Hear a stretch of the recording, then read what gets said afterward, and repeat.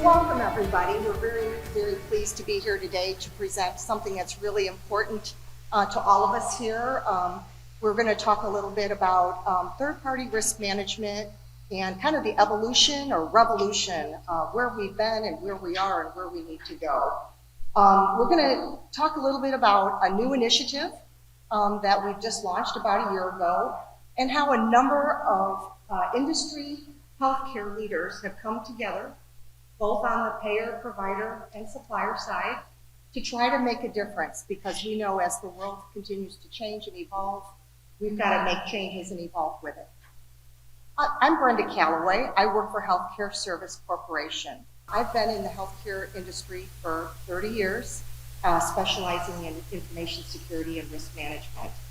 For those of you who don't know, Healthcare Service Management Corporation is the combination of 5 Blue Cross Blue Shield plans that came together over the past 20 years. I'm out of the Chicago office, Blue Cross Blue Shield of Illinois, Texas, New Mexico, Oklahoma, and Montana.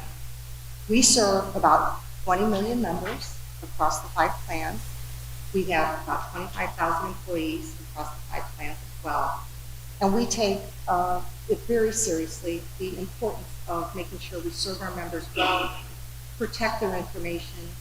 And as the world's evolving and changing, not only do we protect it at HCSC, but if we share information with other suppliers and other folks and cloud providers and service providers, we have to make sure that we protect that information, and we do take it seriously. And I'll just say one last thing too, as I've been in this profession for a long time in healthcare, where we were many years ago is so different now. The complexity of the healthcare industry, it's just we're relying on each other to provide the best healthcare and services to our customers. And that's extremely important. And we need to rely on each other because that's what makes the whole thing work. And we're kind of evolving from more of an operational technology compliance program. And we have to pivot to really be more risk management and risk managers. And that's what we're going to talk about today. So before I get started with the presentation and what we are and talk about the new initiative, I would like to turn it over to Ryan, if you could introduce yourself. Absolutely. So, hi everyone, my name is Ryan George. I'm a Senior Director of IT Security at UPMC. I've been in UPMC for about 15 years. And just a little bit about UPMC, we're a healthcare provider and insurer based in Pittsburgh. I got about 42 hospitals now across the state of Pennsylvania, but also in New York and Maryland, as well as presence internationally in Italy and in Ireland. So very happy to be here. Thanks, Brenda. Absolutely. All right, and I'd like to turn it over to Joe. Good morning. I'm Joe Deluski. I'm with Humana. I've been with Humana about 8 years now as a lead in the cyber risk area. I've spent the first 7 years working on the vendor risk side, and for the last year, I've spent it working on the upstream side. So having a unique perspective of working with downstream partners to assess, now I'm on the other side responding to our customers and helping build that program. Great, wonderful. And Glenn? I'm Glenn Brayton. I'm one of the principals of Attest Healthcare Advisors. I'm also the CFO and the CIO, so I get to argue with myself about budgets for IT and have discussions about, okay, what are we going to do next and where does that fit? It is a unique role, and I see lots of things because I'm seeing the contracts from both the financial side as well as the IT side, and I think it gives me a unique perspective in what our clients are asking us to do. Attest Healthcare is a HEDIS auditing firm and Medicare data validation, so we work with many of you probably with your HEDIS audits. Medicare data validation audits, we do other audits, regulatory audits. So we have a fair amount of data. We take it very seriously that we have to protect this. We are required by CMS to be compliant, not just from you, but from CMS. So IT and security is extremely important to us. I was here, I think it was I don't know if it was 2013 or 2014 when I think Brenda was on a panel saying you have to become high trust certified. We did, so we've been certified for many years now, and trying to make this process of being assessed for risk and the risk we pose to the organizations more consistent. Love it. That's great. And yes, we've been on this journey for quite some time. And I will say what I've seen in the past 5 years has been incredible, the movement and the adoption. And we're making progress. But today we do want to talk a little bit about some of opportunities for improvement. So we're going to talk about the third-party management, risk management program. We think it's somewhat broken, disjointed. There's opportunities for improvement. And we need everybody to participate. We're going to talk about what we're seeing out in the industry as far as breaches, and we're seeing some breaches happen, not at the payer provider. We do see that, but we also see uptick in the vendor community. And then we're going to talk about this exciting new initiative called the Health3PT Trust Initiative. Very excited, very new. A lot of leaders across the health industry have come together, pulled together because we recognize we have work to do.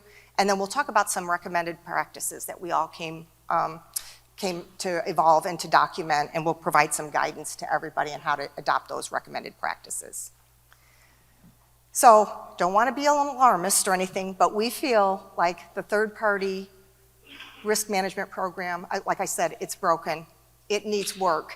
And why I say that is we feel like we're doing a lot of work in third-party management, risk management, compliance, but I think we are still more doing compliance work, and we'll talk about what that means, versus truly pivoting to look at this as a truly risk management program, understand the risks, and apply the right controls, assurances to the right things that we do, right? And we'll talk about why we feel like it needs work.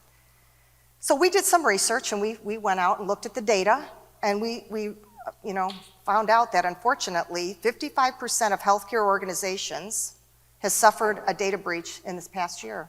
And that's a high percentage. We're seeing an uptick in breaches, and that is not good, because anytime you hear of a breach, it leads to not only reputational harm, and again, it's all about protecting the information that we have serving our patients and our members, but it costs a lot of money. Every time there's a breach, there's a cost to it. There's a lot behind how you have to notify your regulators as well as your members, and then you have to offer them services to make sure that their data continues to be protected and doesn't fall into the wrong hands. We believe the number of covered entities impacted by a recent Avamere vendor breach or attack, it impacted over 100 covered entities. So one attack, one time, can impact many, because we share your shared services. Some of the suppliers, we share your services. And over 1.1 million patients impacted by a breach by another one, a one-touch point vendor. I believe it was a printing vendor. It involved over 37 healthcare organizations that relied on that vendor. They're breached, we're all breached, right? It's a big deal, it has a ripple effect. Large volumes of data from Cisco was 2.8 gig was released. That's a lot of data. And just try to sort through that information, try to figure out what the impacts, who was impacted, what were the risks, what data was stolen. And over 1,000 average number of vendors under contract by each one of us payers or providers. So we have a lot of reliance on third parties now. Like I said, the healthcare ecosystem has changed. Years ago, we used to just build systems and do everything in-house. That is not the case anymore. We leverage a lot of suppliers. And 49% of the organizations have a comprehensive inventory of their third parties who have access to their systems. That's not the right percentage. We got to do better. So these are some of the data and the facts why we came together as leaders to say, how are we going to do better, and what can we do better? So this is where it gets fun and gets interesting. So last year, there was a small group of leaders that came together and said, we've got to pull together, let's start an initiative. Let's start talking about this. And so kind of a proactive group of healthcare professionals came together, both on the provider side, payer side, and supplier side, and said, we've got to do better. We're using methodologies and approaches that are old. We're not keeping up with times, the current threats. The healthcare industry is going through an unbelievable change itself. And with the cybersecurity threats, the adoption of the cloud, the use of artificial intelligence, the world is changing, and it's changing really fast. And if we're not changing the way we operate and work with each other and communicate, we're not going to be successful. So want to tell you a little bit who leads the Health3PT Initiative. It's really just my peers here are on the council, healthcare leaders. I'll share kind of the council members with you, but we're really looking for adoption across the industry. But is going to be a set of leaders that are going to step forward and have stepped forward and said, we're going to put together a set of best practices that everybody can use and adopt so we can work consistently and efficiently and really rely on assurances that everybody is doing the right thing to protect the data, the right security controls, security capabilities, with an independent assessor that assures the right things are being done. So a little more about the data behind this and what's going on with the initiative, but we've already, in 1 year, this group has come together, and we have 1,700 individuals who have already said that they would like to participate in one way, shape, or another. They want to know about it, they want to be part of it, they want to understand it. So pushing 2,000 people in 1 year, and this is all new. So our call to action, you'll hear, is we want collaboration here. We have 203 people who have officially signed up and said, yes, I'm going to participate, I'm going to lean in, and I'm going to look at these recommendations and participate. We have 187 organizations that has said, yes, I'm going to adopt this and be part of this initiative. Half of them, 95, are on the relying party side, which is payers, providers, covered entities. 92 are on the third-party supplier side. So there's an interest on both sides of the house here, which we think is great. Just going off to the right side again, 1,700 individuals. Let's keep that number going. Next year, I'd like to see it double or triple. 220 relying parties and vendors are engaged. Of those, 108 organizations are in the vendor directory. We actually have a directory, and we'll talk about a website you can all go out to and publish that you want to participate or you're HITRUST certified. We'll talk more about that. We published a survey that was sent out and collected survey results from a number of people across the industry. And we established the best practices or recommended practices and a guidance that's very detailed on how to follow this. And we'll talk about what those recommended best practices are. And the last thing I want to highlight is these leaders that I will highlight and show who they are in a minute. They recommended that HITRUST was the assurance program that we all want to use to make sure that we have the right assurance across the board so we can start understanding how we're performing as an ecosystem across the healthcare industry. So we thought that was a big deal.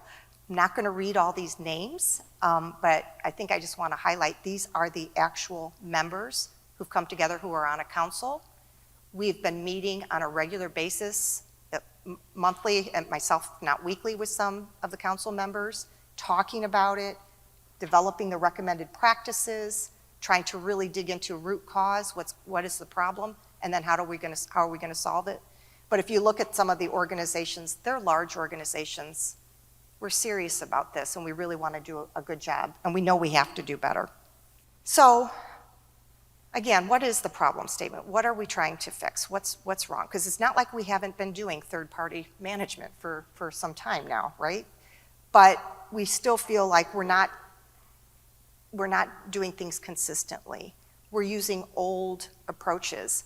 I don't know how many of you get spreadsheets and questionnaires sent to you over and over and over. And I don't know how many of you have had to fill them out over and over. It is not fun work. It gets tedious. There's a lot of overhead. So we know we can do better, right? Let's have a common framework, a way we can all, maybe I call it, get assessed once and read out to many. And let's minimize that audit fatigue that we're all feeling. So that's kind of what we've realized. We're using old practices that aren't scaling. And that's the other thing with the emerging threats, right? We talked about it, AI, ransomware, cybersecurity. It's scary. And by filling out questionnaires and doing administrative activities doesn't solve the problem. We should be putting our effort in the technologies and combating these bad actors and doing the right thing instead of filling out questionnaires and all these other things.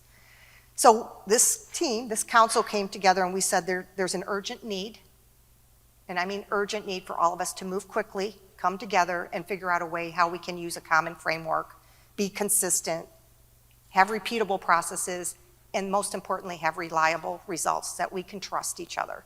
If I give you a report that says I'm performing well, you should trust me. If I identify a gap or a problem, I'm telling you, but I'm going to tell you what I'm going to do to fix it, to give you that assurance that I take this seriously, and vice versa. If I have a third party who has the data that we've shared with them, please make sure you're transparent, share back with us.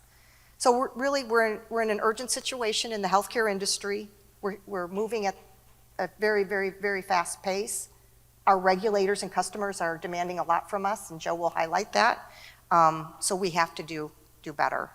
So we talked about what the council's been up to. What have we been doing for the last 6 to 8 months?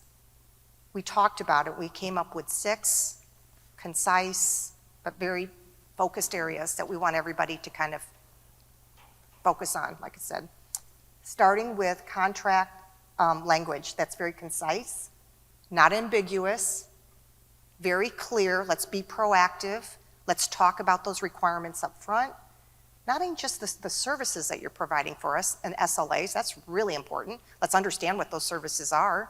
What are you doing for the business to help us advance? But then what are the security requirements? And take them seriously and make sure that we know what those contract terms are. And we both agree to them. Come up with a good risk tiering strategy. We've realized that you can't just expect everybody to be the same. If there's some things, some services you perform that are critical to make sure our members and patients get access to care. And then there's some services that aren't as critical, but they're still important because you're handling sensitive data. So it's all important, but a tiering. Come up with appropriate, like I said, consistent, reliable approaches that we can trust. Follow through if there's gaps and caps, and we all know we have them. We all know when you have an assessment, there's caps and gaps, but make sure you treat it seriously and have an action plan to close them. We know that assessments never end, continuous monitoring. So it's not like you get one assessment and you think, that's it, I'm done. No, it's continuous monitoring, reoccurring updates, keep current. And last but not least, let's have some good reporting metrics. Let's really share information that's credible with each other. And let's look at it at an enterprise level, not just as a one-off. Because you can look at one-off, but as an industry, you could start seeing patterns, trends, be able to click down and see where are the common issues that we're all facing. And then if we all understand what that is, then we can all do something innovative to try to fix it, or come together and try to fix it in a way that makes sense. So the last slide here from the formal presentation is the key takeaways. And this is like a call to action. We want to work with everybody. We want everybody to understand that we can do better, that we've done a lot, but we can do better. The third-party risk management processes are a little bit disjointed and broken, so let's come together and fix it. And it's costing us a lot of money across the industry, and a lot of worry, and a lot of administrative overhead that I think is unnecessary, which leads to cost. Most incidents and breaches, when we've done the homework, the research, the analysis, kind of leads to maybe some third parties that might not be as large in scale as some of the large providers or payers. So what can we do to help? How do we get where we need to be so we don't find ourselves in the newspapers or having to do breach notification? Historical systems and processes, they're not working, they're not scaling. We're in the world where we can share information, automatically, and we're still choosing to use email and spreadsheets sometimes, and questionnaires that's just not going to scale to where we need to go. So the council has developed an approach using common shared services. There's some new technologies and solutions offered by both HITRUST and Coral that we'd like to share with you. And that there's problems we can solve today better than we could 5 years ago or a couple years ago. So we believe we can do better. We would like you to all go to the health3pt.org website. Please review the content out there. There's a lot of good content. It goes into more detail about those 6 recommended practices and areas of focus that we talked about. And you can sign up and you can join. And this is why this High Trust Conference this year is all about collaboration. It's about coming together and working together instead of being in our own little siloed domains. So really appreciate your attendance here today. I love the number of people here, and it's really nice to be in person because it's a couple years since we've been here in person. So anyway, the future is now. What are we going to do? So I'm going to open it up to my colleagues here. And Joe, I think I'm going to start with you. So what is your organization's most, the challenge that your customers, regulators, put on you to hold yourselves accountable to protect information and third parties to make sure that you're doing the right thing? Thanks, Brenda. So, like I assume everybody in the audience, we're, as an organization, Humana is receiving multiple 20 to 25 questionnaires a month from our customers, from regulators, from auditors. So we have the same challenge. So they are, and we're seeing more of it, right? Because if you look at the business cycle, the RFPs and the RFIs contain long questionnaires. Once we win the business, the customers then audit and do assessments on us. And then you have, because we work in the government space, you have the regulators and the auditors that are coming in. So they're constantly checking and making sure that we are living up to our commitments. And they are also, in those questionnaires and those audits, they are looking at our third-party processes to make sure that the information that continues to flow downstream is protected the same way. I mean, they look at it as their information and they want to understand. So that our challenge is, apart from keeping it secure, right? Our challenge is making sure that we can respond and provide the information that our customers need. And it's different because in this group, we have, Brenda and the team here that we can look at High Trust and see it as extremely valuable in how we manage this, where on our end, we're dealing with a lot of customers and regulators that may not be healthcare specific. They may be Department of Financial Services or something along that lines. And we've encountered situations where we say we have a High Trust certification and they say, well, what's High Trust? So we have to deal with that from time to time. That is very interesting. And to me, what that says is there's another opportunity to get the regulators and customers to understand the value High Trust brings, because we're in the healthcare vertical, and I understand if they're in the financial vertical, energy vertical, they don't always understand it, but it's our obligation, our responsibility to educate them because we have to adhere to our regulatory requirements, which is based on NIST. Right. And what I will tell you, though, is while like the DFS, for example, may not understand High Trust, we leverage High Trust as an organization because if I'm receiving a questionnaire or I'm receiving an inquiry, my team can look at specific questions and say, oh, that's a question about risk management. So I'm going to go to the risk management piece of High Trust and look in my repository for the response to that. So having that language, even if it's only internal, is helpful to us. That's good. So you're trying to leverage all the hard and good work that you've done. You just read it out. Again, I call it audit once, assurance once, get it validated. And if you could read that out to many different audiences, that is the way to go. And that's the goal. Thank you. Glenn, I'll go over to you. Why did you join Health Third-Party Trust, and why is it important to you?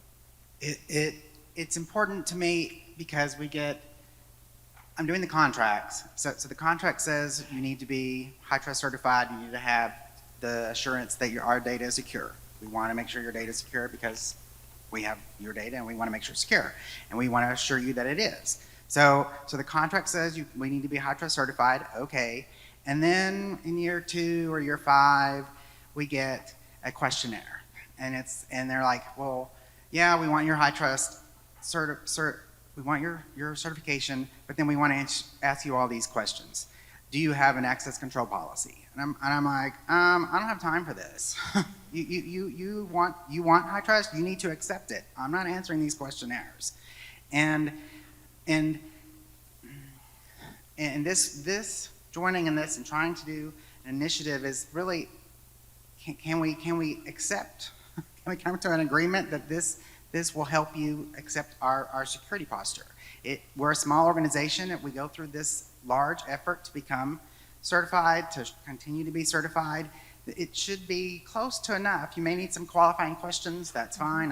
That's what I'm going to try to put in everyone's contract, that you can ask qualifying questions or questions around it, but you don't get to ask the same questions that are already covered on the HITRUST certification, because we've already been through that. I think some of the initiatives are really good, and I would love to see this with some of our clients. I cringe when the first beginning, I guess, of an assessment is a questionnaire that wants me to explain our services that we provide. What data do we have? How do we get data? I'm like, well, if we've been doing this for 10 years and you don't know what you send me? Really? I have all of your Medicare members' information. You don't know this? So I think the second step on there is risk tiering. And what do they have and what do you get? You should know this. I mean, your business people know this. Why are you relying on me to tell you what you send me? I'm going to tell you the least possible so that I don't have to answer all your questions. You need to know this. I'm not. You shouldn't have to tell the company Right, what I you should do have for to tell them. them what you're doing. And yeah, so that's why I really think there's a whole lot of opportunity for efficiency and for making this process easier, because the different parts don't necessarily talk to each other. There's just a lot of variation out there, a lot of variation, and variation in these questionnaires. Really? And I think that's the problem. And I think one of the bullet points we highlighted here was that HITRUST has a common framework, right? You're all here, you're learning, you're either are HITRUST certified, or you're maybe on the journey, or you're learning about it. It's a common framework with we know those control sets, and it's based on risk, and you can tier all the things we're talking about. And I think we can start sharing data through the common tools that are being There's a developed. scoping process. It scopes your risk. It scopes, this is how much data you have. This is what's interconnected. There's all of these questions about assessing your risk. So when you're asking me, what's my risk? It's in the report. Did you look at the report? At least start there, like you said, and then go from there. All right, Ryan, I'm going to ask you pretty much the same question. You're on the council. You're an active member. Tell us a little bit about why you're on the committee and how you're adopting the best practices. Absolutely. So for us, it made sense to join this council because we believe in the value that HITRUST provides. And so internally, I just want to talk a little bit about UPMC and our journey. We did a self-assessment probably about 10 years ago, a readiness assessment. And since then, we've gone through all the way up to an R2, not only for our infrastructure, but also several of our applications internally. And so over the years, we've seen the value that HITRUST has provided us. It's helped us greatly mature our cybersecurity program, our risk program. Our business owners understand the language now. We reach out, we collaborate with them on the audit. We're working through a lot of the measure and manage activities right now. So we're seeing the value that it's providing. And so for us, it only made sense for us to ask our vendors to go through the same rigor that we put ourselves through. And so it's provided a tremendous amount of value in getting our vendors to adopt it, because the controls align with the healthcare industry, which is extremely important to us. And the fact, like I said earlier, the fact that we hold ourselves accountable to that same level, I thought that we find that very important. Now, being part of the council has been important as well, because the strength in numbers, right? So oftentimes we'll hear back from our vendors, what is HITRUST? Never heard of it. I don't want to do it. I'm ISO certified, or most of the time they tell me they have a SOC 2. And so what I typically do is I try to educate them on HITRUST and explain to them the value of getting certified, but I also show them the list of other healthcare organizations that are part of this council, right? So if they see, and I asked them, I said, are you planning on doing business with any of these other healthcare providers? And the answer is always yes, right? Oh yeah, we would love to be, working with that company. And I tell them, they're going to ask you to do the exact same thing I'm asking you to do, right? So if you go through this high trust and get high trust certified, we as a council have agreed that, we're not going to send you a questionnaire. To Glenn's point, we want to get away from, doing Excel spreadsheets. And so if a vendor of ours is high trust certified, that's all we need to see, right? We know they went through the rigor that we went through, and it just makes sense to use that as our framework. No, that makes a lot of sense. And I'm going to just have a comment based on what Glenn said too about, the services that you provide on our behalf. And one of the responsibilities I have at HCSC is I'm responsible for business continuity, business resiliency. And it's interesting when we go and interview our business partners and we say, what are your critical business processes? They tell us. And then we try to map it to, well, who services those, who do you rely on? And it brings you either to some technology in our own environment, or they say, well, we rely on a third party. And then we ask, well, what is that process that they do? And they tell us, and oh my gosh, that process, maybe it's authorization to get access to care. That's darn critical. We all, as security professionals and risk management professionals, should really understand the business and then the impacts, right, and the risks. So that's just a little tip. If you have a business continuity department, go talk to them. You'll get a lot of information about what services are being performed and what are the critical ones, and that might help with that risk tiering too as well. So let's dive into those risk, those recommended practices a little bit. So Joe, you want to talk a little bit about how you've adopted some of those recommended practices, maybe the contracting, the tiering, how you hold the assurance program. We put those practices together for a reason, and you just talk a little bit about how you do that. Sure, Brenda. So if I'll go back to my third-party risk days to kind of talk about this. So when we looked at our supply chain, the first thing that we did was we developed a contract around the high trust framework. So if you were to look at our security agreement, it's truly based off the high trust framework. The other piece to this is our assessment process is also based off of the high trust E1 and I1 questionnaires. Mm-hmm. So when you're getting that, you're seeing the questions, right? So we strive in more and more, we've strived to be more collaborative, especially with our highest risk vendors. So we, as Brenda mentioned, we tier them. So we look at the exposure that particular business partner presents to Humana based on the volume of records, based on offshore presence, and a number of other things. But ultimately, look at that and put them in a tier, and we tier them 1, 2, or 3. And pretty simple. The tier 1s are where we pay the most attention, and we try to create more of a collaborative spirit with them, where we engage them and we talk with them, and we require high trust. We require the I1 certification from them, but it's a common language. And then as you get lower in the tiers, we still require high trust, but it's the different level of high trust. I love that, and that is what's kind of new since when I was here 3 years ago, as we've been evolving, is the fact that high trust came out with a more tiered approach, a more practical approach, because historically it was one high trust and you had to kind of do everything.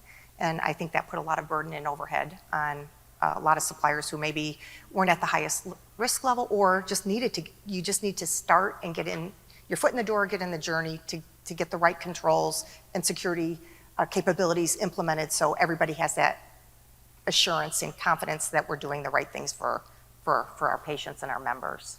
So, Glenn, is there anything else, any problems or any other thing you want to highlight being on the supplier side that you've seen over the last few years? Is it getting better?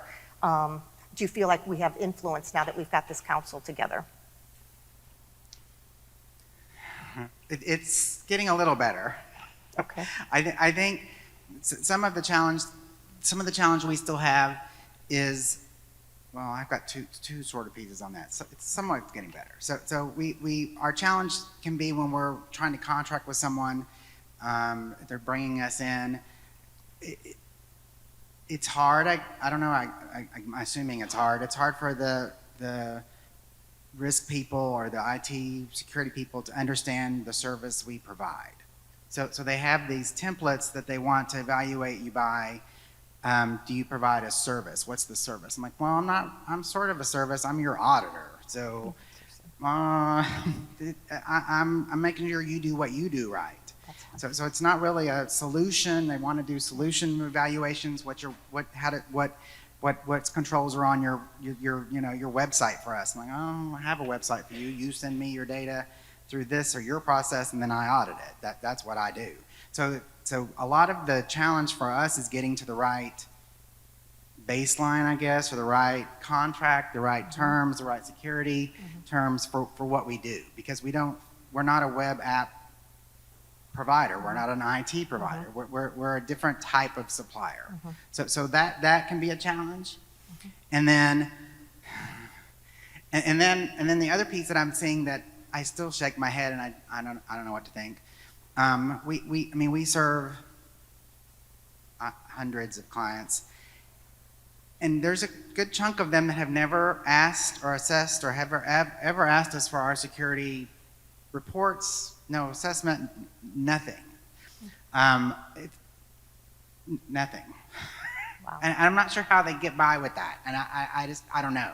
But part of this I felt like was getting in front of it, because if they all came to me next week and said, here, you need to assure us you're secure, there's no way we could answer all of them in a week. It would take us a little time to have the discussions to go through what they needed. But I mean, it's not the majority. It's definitely a minority of the clients, but there's still a very good chunk of them that have never asked anything. And I'm like, Wow. I thought this was required. I don't know. I mean, we tell them we're high trust certified. Maybe they just believe it, but I don't know. Contract says we are. Okay, but they've never ever asked. Wow, that's amazing. So I think, as an industry, we have further to go. As coming up with a consistent way to do this, we have further to go. And this is just a piece of the road to get there. But yeah, I still That's shake my amazing. head. I think we keep landing on that consistent, reliable, there's these common themes that we keep hearing. I will say you just touched on something that was years ago, but if anybody has ever been subject to an audit from, for HIPAA and from the OCR Office of Civil Rights, which we were just randomly, just an audit, they gave us, it was on December, this is a true story, on December 15th, of course, right before Christmas, we get a letter sent to the privacy office saying, you've been randomly selected for an audit. And they gave us 2 weeks to pull together all the documentation that they requested, which turned into be 2 4-inch binders that we had to track. We had to list everything out, and they had sub-bullet points and sub-bullet points. And it went on and on. And 2 weeks before Christmas, everybody's taking time off, nobody's, all that stuff. We were able, without spending overtime, because we had all our documentation and pulled together, leveraging the high trust control set and all that documentation in a central library. We did it within the 2 weeks, and nobody had to, do that working late at night. Could you imagine if it was scattered throughout everywhere? This is true. And then they gave themselves, this is kind of funny, they got the data, we got it to them in the 2-week window, and then come January, they gave themselves about another month and a half to review it before they came in and did the audit, So anyway, the true story. But the point I'm trying to make here is the high trust, centralization, consistency, it kind of forces you to get your documentation where it needs to be. It's really key. So Ryan, you touched on something, and one more question. I think we're getting close here in time, but I want to give you an opportunity to talk about, you said, why don't you ask, why did we kind of rally around high trust?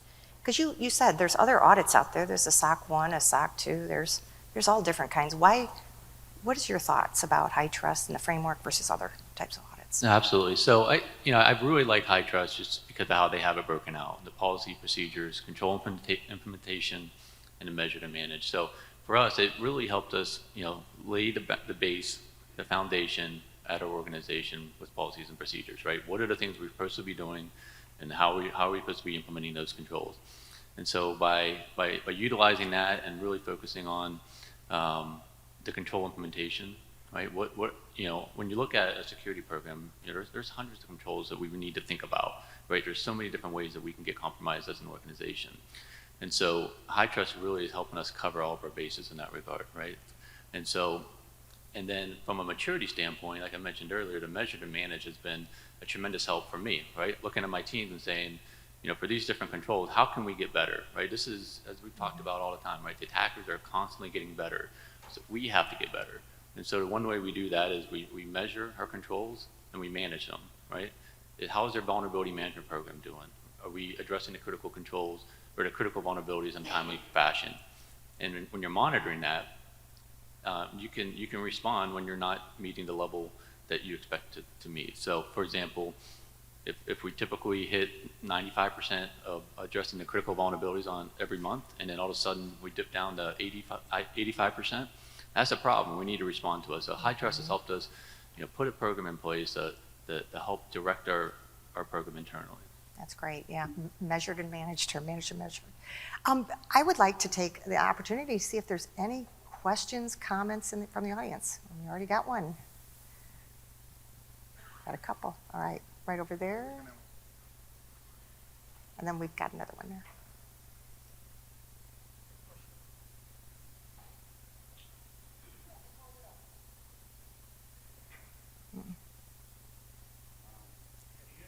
I can hear you now.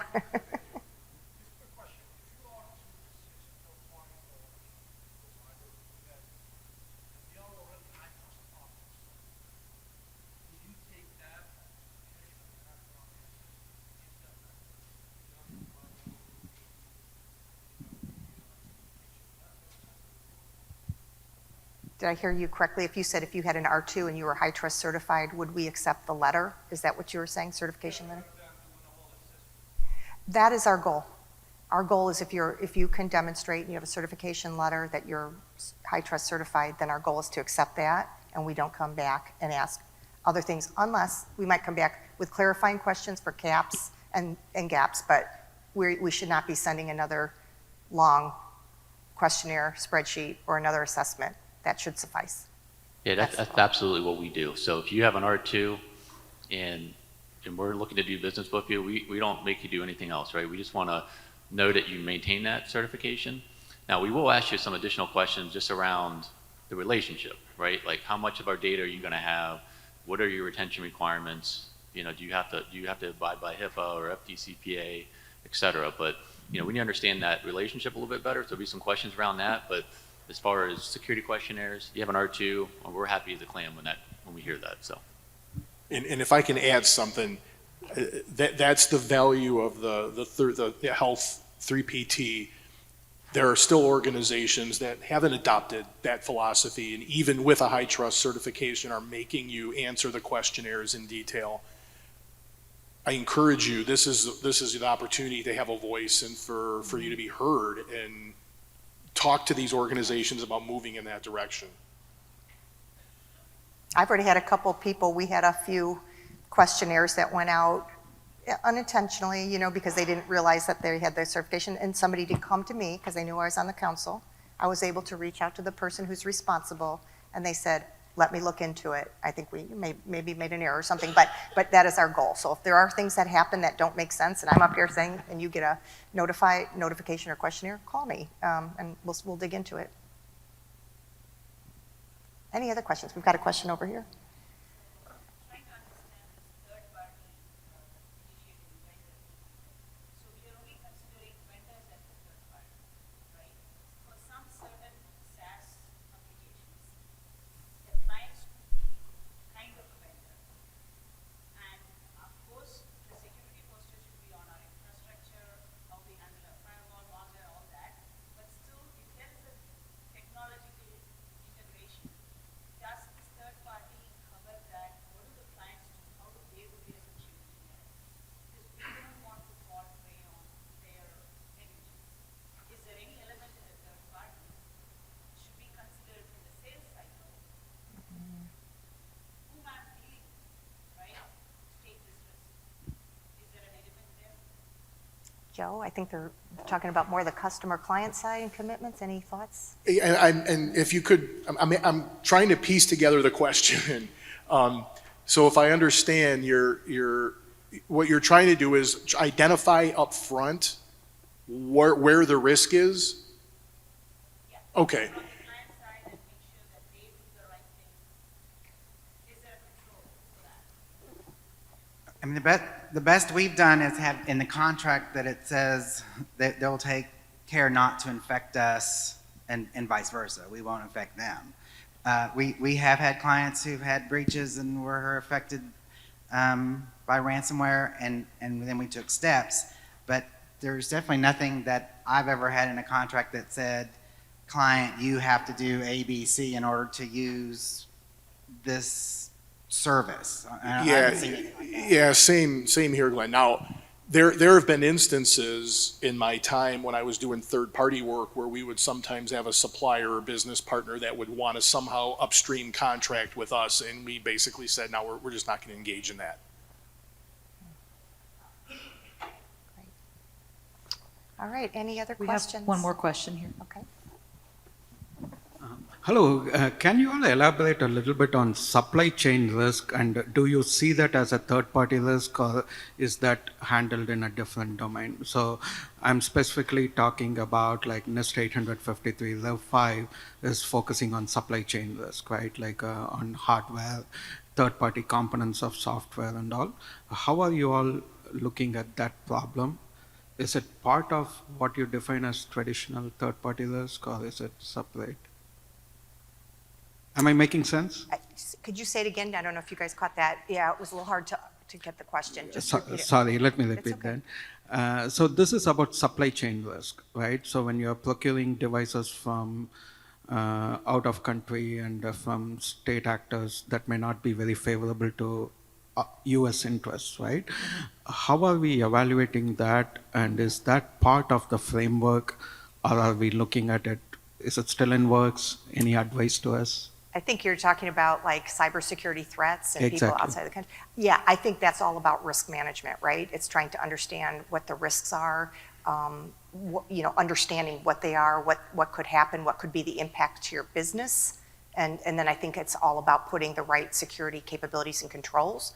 I think relying on companies like HITRUST and other innovative solutions out there to help all of us understand how do we combat these bad actors that are really, they don't have any, we were talking yesterday, they don't have any rules or limitations or anything. So we are always trying to innovate and do a good risk management program is always looking at the new threats, emerging threats, and trying to stay on top of things. Leveraging HITRUST to me, instead of me trying to invent it myself for all of us, that's the beauty of using a good framework that's constantly being updated, which raises the bar, and it raises the bar on for all of us. Gotcha. That's how I look at it. Thank you. There's a question over here to the, one more question, okay. Thank you for taking my question. First of all, this is a big effort. We all know this is a problem. My specific question to you is, you talked about tiering of third-party risk assessment. Now, is that something that you do as an inherent risk, or is it after the residual risk? That's one. Do you tier at the inherent risk level, and if so, what kind of taxonomy do you use? Is that something that we can see? Do you want to take that one? Yeah, so I think your question is how do we do tiering? How do we make the determination? That's correct. Right, What so- kind of taxonomy are you using? Is it, of course, it is not going to be one yardstick for everybody. It all depends on what kind of scoping we do, what kind of an organization we do. But is that something that your tool is going to develop, or is it something that you guys have already looked into? Yeah, his question is how do we do tiering, and is there guidance in our recommended practices where they could use to figure out how we do our risk tiering? Thank you. You're welcome. Yeah, so as far as tiering goes, we do all this up front, right? So if we're engaging and starting a business relationship with you, we actually ask you a number of questions in our inherent risk questionnaire. So it really starts to help us understand what that business relationship is going to look like. With the number of records, is the data de-identified, what laws and regulations are included, or do you have to adhere to? And so we take all that information and we make a determination of what level of assurance that we need you to achieve. And so for us, and it's going to be different for everyone, right? We have our own internal algorithm that we develop. It's nothing too fancy, but for us, it's mostly based on number of unique records, right? How much of our data are you going to have, and how long you're going to be retaining it for? And then based on that information, we'll tier you. So we'll say, we want to see you get an E1 certified assessment, or we want you to get an I1 and R2. And then we actually write that into our contract. So before contracts are even signed, we let you know what level of assurance that we want to see you have. And then we actually put that into the contract language. For us, and again, everyone's different, and there's plenty of guidance. We have the actual example contract language out on the Health3PT website. But for us, it's, if it's an E1 or an I1, we want to see you get that within 12 months. If it's an R2, we want to see you get the I1 within 12 months, and then get the R2 within the 24-month period. Thank you. Follow-up question on that. How do you distinguish between a third party and a COTS provider? Because we all are now going into SaaS environment. So how do you distinguish between COTS, commercial off-the-shelf software, versus third party? So your question, I'm sorry, I'm having a hard time hearing. It's just about cost? Like, how do we handle the cost of doing a high trust assessment? No, not the cost, COTS. Off-the-shelf commercial software. Well, how do we distinguish between a third party and off-the-shelf software? So that's an interesting question. So it's I don't know how to answer that. I can give it a stab. To us, it really depends on where is the information. So if we have a COTS solution that we bring on-prem, then we generally won't look at that supplier or business partner the same way as if we had a SaaS solution where the information was being sent or created within that SaaS environment. So it's all asset driven. Where, what is how is the asset characterized, and where is it? Yeah. Does that make sense? All right. I think we're at time, so thank you very much for attending this session, and we really look forward to the partnership and collaboration. So thank you very much.